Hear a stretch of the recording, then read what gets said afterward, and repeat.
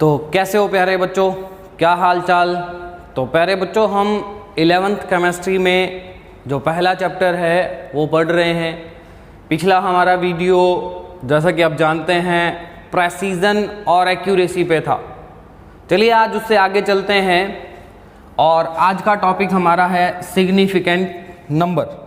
तो देखिएगा, हम कोई भी एक्सपेरिमेंट करते हैं, कोई भी मेजरमेंट करते हैं, कोई भी ऑब्जर्वेशन लेते हैं, तो उस ऑब्जर्वेशन में हमारे लिए इम्पोर्टेंट नंबर कौन से हैं, हमें अच्छे ढंग से कौन से नंबर इंफॉर्मेशन दे रहे हैं, उन नंबर्स की काउंटिंग को ही क्या कहते हैं हम, सिग्निफिकेंट नंबर। कि हमने जो एक्सपेरिमेंट किया है, हमने जो ऑब्जर्वेशन किया है, उस ऑब्जर्वेशन में हमें अच्छे से इंफॉर्मेशन कौन से नंबर दे रहे हैं, या मीनिंगफुल नंबर कौन से हैं, या इम्पोर्टेंट नंबर कौन से हैं, उन नंबर्स की काउंटिंग को ही क्या कहते हैं हम, सिग्निफिकेंट नंबर है वो कहते हैं। तो सिग्निफिकेंट नंबर का बेसिक सा मतलब है इंपॉर्टेंट नंबर, या आप कह सकते हैं मीनिंगफुल नंबर।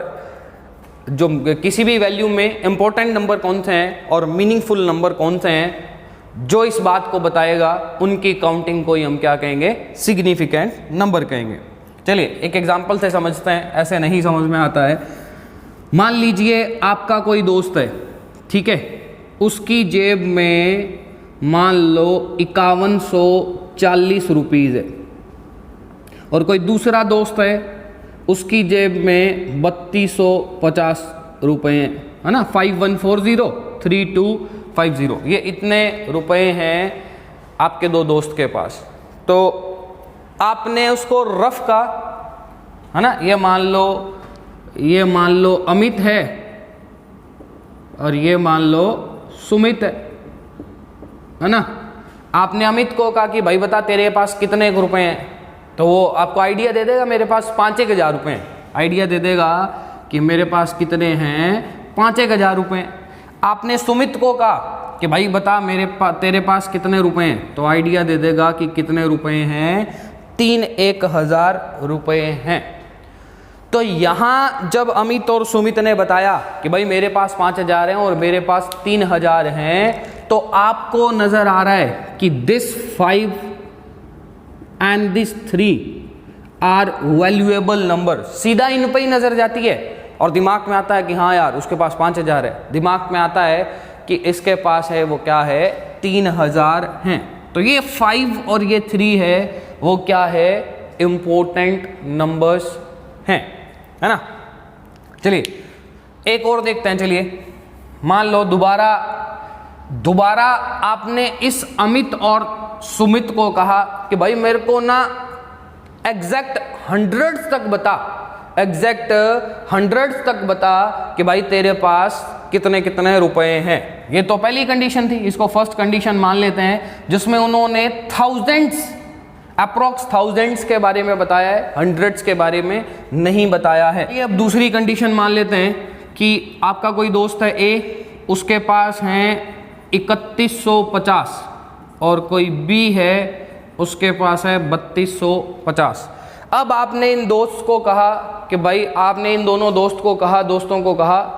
अब आप मुझे हंड्रेड्स तक बताओगे कि आपके पास कितने रुपए हैं। तो ये ए आपको बता देगा कि मेरे पास जो रुपए हैं ना वो 3,100 है, क्योंकि आपने हंड्रेड्स की कंडीशन लगा दी है। और बी बता देगा कि भाई आपके पास मेरे पास 3,200 रुपीज़ हैं, है ना। अब इन दोनों कंडीशन को कंपेयर करते हैं। यहाँ तो सिर्फ इंपॉर्टेंट नंबर था 5 और 3, है ना, क्योंकि हमने बात करी थी थाउजेंड्स की, है ना। तो थाउजेंड्स में इंपॉर्टेंट नंबर था वो क्या था, 5 और 3 ही था। लेकिन यहाँ देखेगा, इस कंडीशन में देखते हैं, मेरे पास 3,000 और 3,000, 3 तो इंपॉर्टेंट है कि दोनों के पास 3,000 रुपीज़ हैं, लेकिन इस 3 के साथ साथ मुझे अगर देखना हो कि ज़्यादा अमीर बंदा कौन सा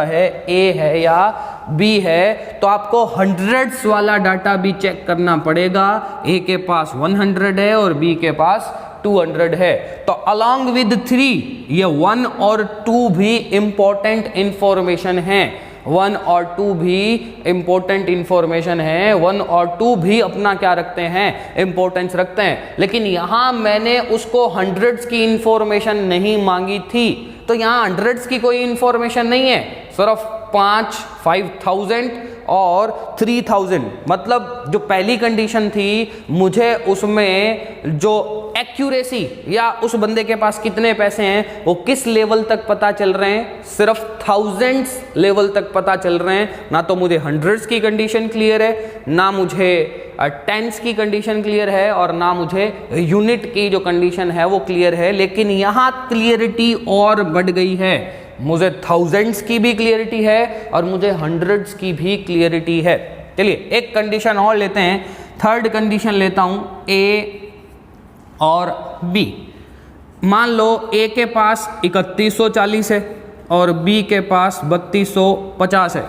अब तुमने कहा कि भाई मेरे को एक्यूरेट बताओ, आप मुझे टेंस, है ना, टेंस के पास भी लेके जाओ कि मुझे 1000 भी बताओ, मुझे हंड्रेड्स भी बताओ और मुझे टेंस भी बताओ कि आपके पास कितने रुपीस हैं। तो वो बताएगा कि 3140 रुपीज, ये बताएगा 3250 रुपीज, 3250 रुपीज। चलिए थोड़ा सा और क्लियर कर देता हूं मैं, आप इसको 1 ही मान लो, यहाँ 1 ही मान लो, 3150 और 3140।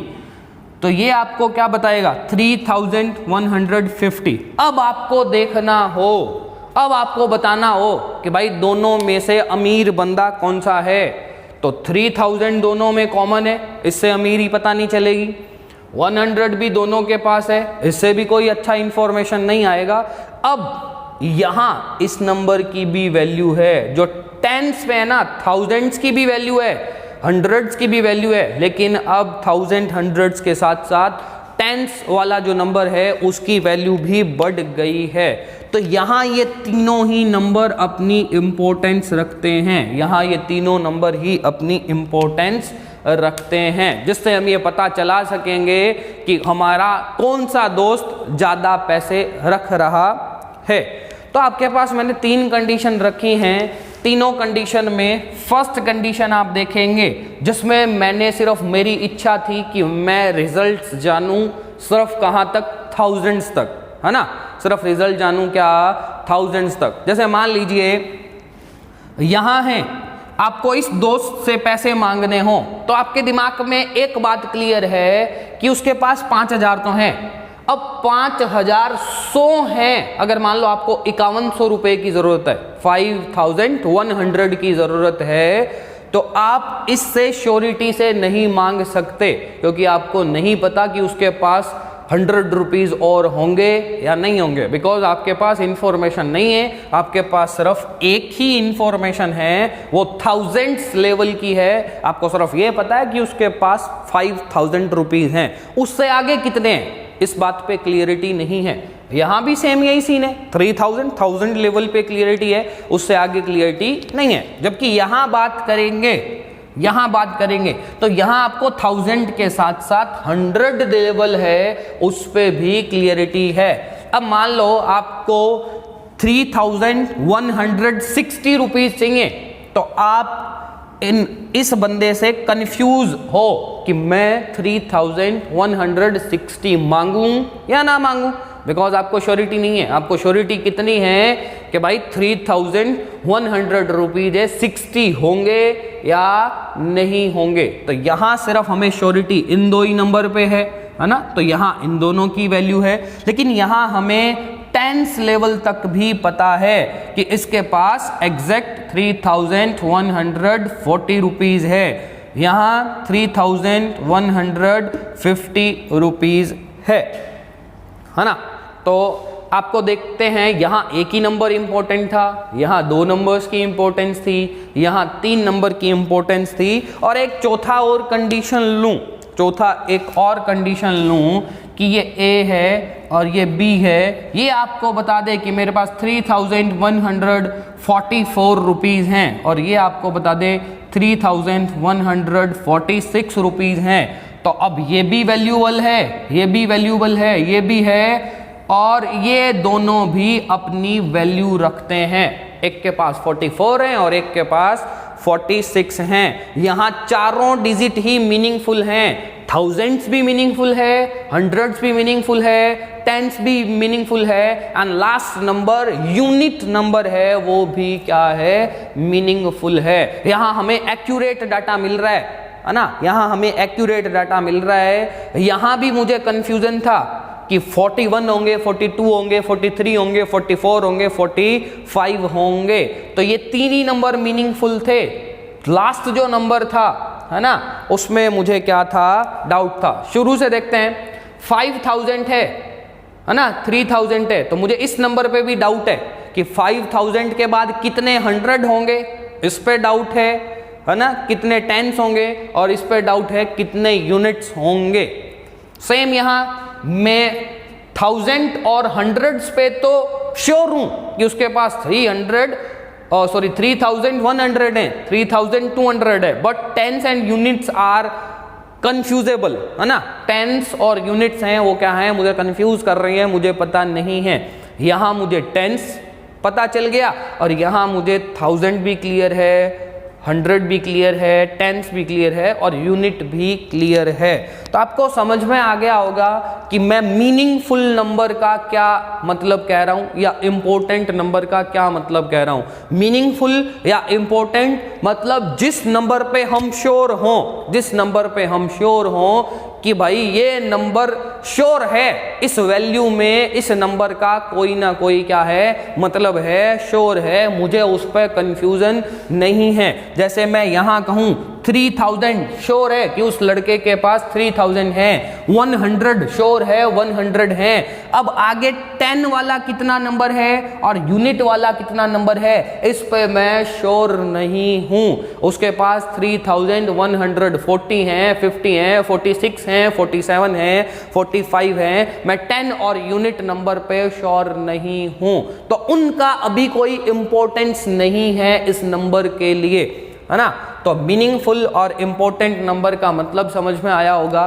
तो यहां देखिएगा, यहां इन दोनों में सिर्फ सिग्निफिकेंट हैं वो एक ही है, मुझे केवल 1000 लेवल पे श्योरिटी है, हंड्रेड्स, यूनिट्स, टेंस उस लेवल पे कोई श्योरिटी नहीं है। यहां दोनों में सिग्निफिकेंट नंबर हैं 2, क्योंकि मुझे 1000 लेवल पे भी क्लियरिटी है और मुझे 100 लेवल पे भी क्लियरिटी है, बट टेंस और यूनिट लेवल पे क्लियरिटी नहीं है। यहां सिग्निफिकेंट हैं 3 और यहां सिग्निफिकेंट हैं 4। 4 का मतलब मुझे 1000 पे भी क्लियरिटी, मुझे 100 पे भी, मुझे टेंस पे भी और मुझे यूनिट पे भी क्लियरिटी है।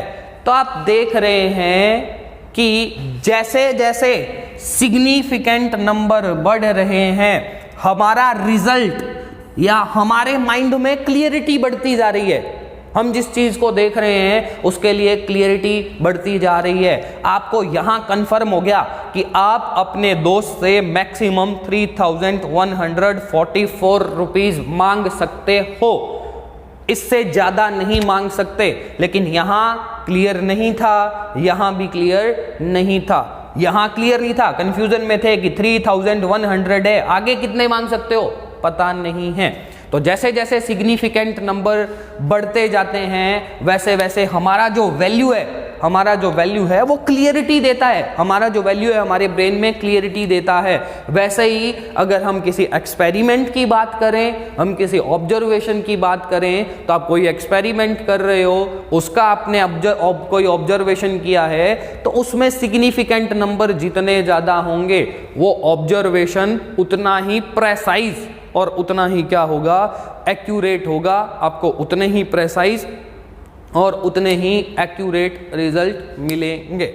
तो एक बेसिक सा तरीका है ये सिग्निफिकेंट नंबर को समझने का। चलिए एक तरीके और से समझते हैं सिग्निफिकेंट क्या होते हैं। जो तरीका है आप देख लीजिएगा, समझ लीजिएगा क्या आपको समझ में आ रहा है।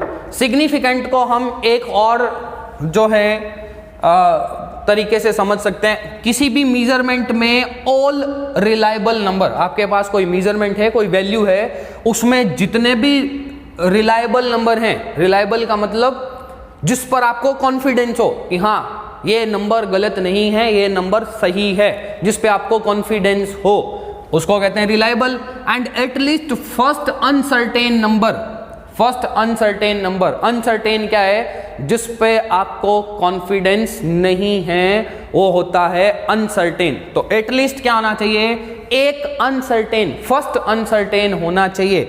इन दोनों की जो काउंटिंग है ना, इन दोनों की जो काउंटिंग है, इन दोनों की जो काउंटिंग है उसी को हम कहते हैं सिग्निफिकेंट नंबर। चलिए मैं एक और एग्जांपल लेके बात करता हूं, देखते हैं, फिर आपको समझ में अच्छे से आएगा।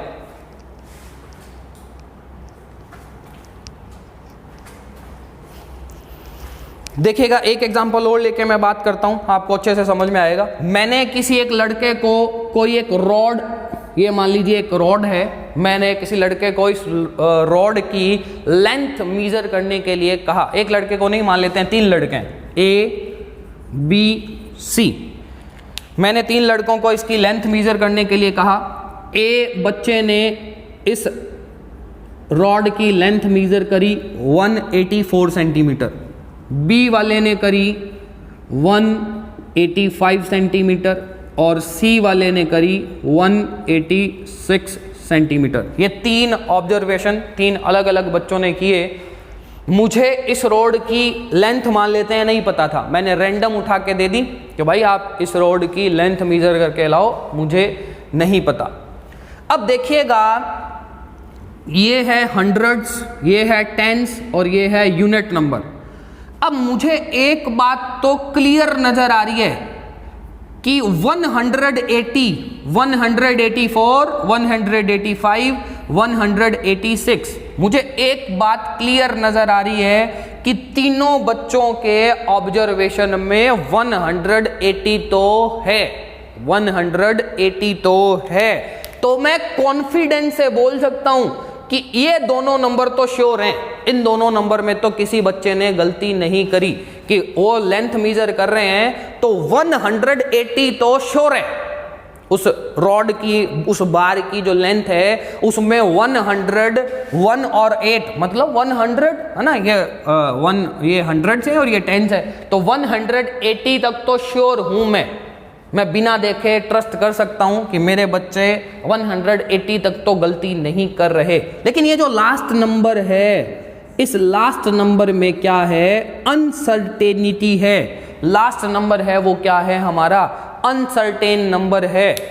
हो सकता है उस बच्चे से मीजर करने में एरर हो गई हो, है ना, या मान लो जैसे आप स्केल लेते हो, जैसे मान लो ये स्केल है, मान लीजिए ये स्केल है, ये था 180, बीच में एक डंडा था 185 और ये मान लो 190। अब इसके बीच में छोटे छोटे ऐसे डंडे होते हैं, तो हो सकता है बच्चे से ये डंडे देखने में इधर उधर हो गए हों, है ना, बच्चे से देखने में ये डंडे इधर उधर हो गए हों। तो जो लास्ट वैल्यू है वो अनसर्टेन है।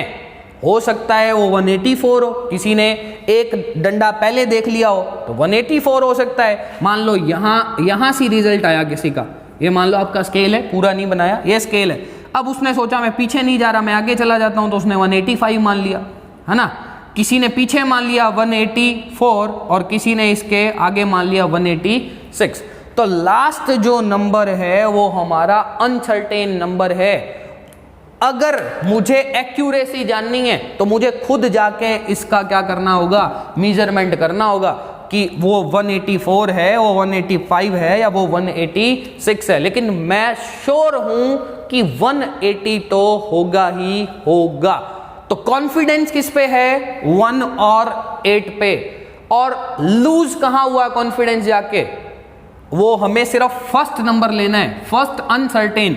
तो मेरा फर्स्ट जो अनसर्टेन नंबर है वो क्या है, 1, यहाँ 4 है, यहाँ 5 है और यहाँ क्या है, 6 है। तो मुझे यहाँ 1 और 8 पे कंफ्यूजन था। और फर्स्ट अनसर्टेन नंबर, 2 तो है सर्टेन, 1 है uncertain, 2 certain, 1 uncertain, 2 certain, 1 uncertain. तो यहाँ टोटल जो सिग्निफिकेंट नंबर हैं वो कितने हैं, 3 हैं। तो टोटल सिग्निफिकेंट नंबर क्या हैं, 3 है। तो आपको समझ में आया होगा कि सिग्निफिकेंट नंबर क्या होते हैं। कोई भी हमारा मेजरमेंट हो उसमें मीनिंगफुल नंबर कितने हैं, इंपॉर्टेंट नंबर कितने हैं ये कह सकते हो, या आप ये कह सकते हो ऑल रिलायबल नंबर, जिन पे मुझे कॉन्फिडेंस हो कि हाँ इस मेजरमेंट में ये चीजें तो हैं ही हैं।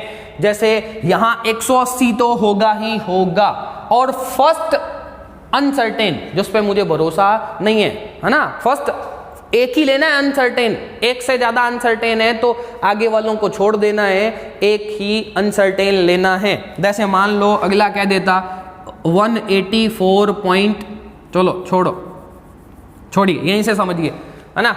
अब तो मेरे पास क्या है 184, 185 और 186, तो ये फर्स्ट जो अनसर्टेन है इन्हीं को आपको काउंट करना है।